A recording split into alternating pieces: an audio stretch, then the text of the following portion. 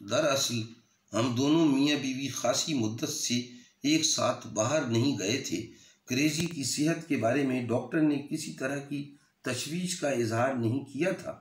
وہ بالکل مطمئن تھا، بلکہ اس نے یہاں تک کہہ دیا کہ کریزی جیسا صحت مند اور مہذب کتا اس نے اپنی زندگی میں کبھی نہیں دیکھا۔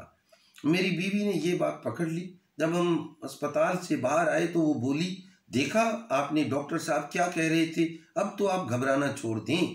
میں نے بھی محسوس کیا کہ واقعی میں بلا وجہ خوف کا شکار ہو رہا تھا۔ مجھے ایک بے زبان جانور کے بارے میں کے خلاف سازش کرنے سے باز رہنا چاہیے تھا۔ میرا ضمیر خدا جانے کیوں مجھے ملامت کرنے لگا۔ اچانک مجھے کتے کے ضمیر کا خیال آیا اور میں ہنس دیا۔ میں نے سوچا جانور صاف ضمیر کے مالک ہوتے ہوں گے۔ دماغ اور ضمیر کی جنگ کے بارے میں بھی کئی ایک خیالات میرے ذہن میں آئے۔ میں نے کریزی پر ایک نگاہ ڈالی۔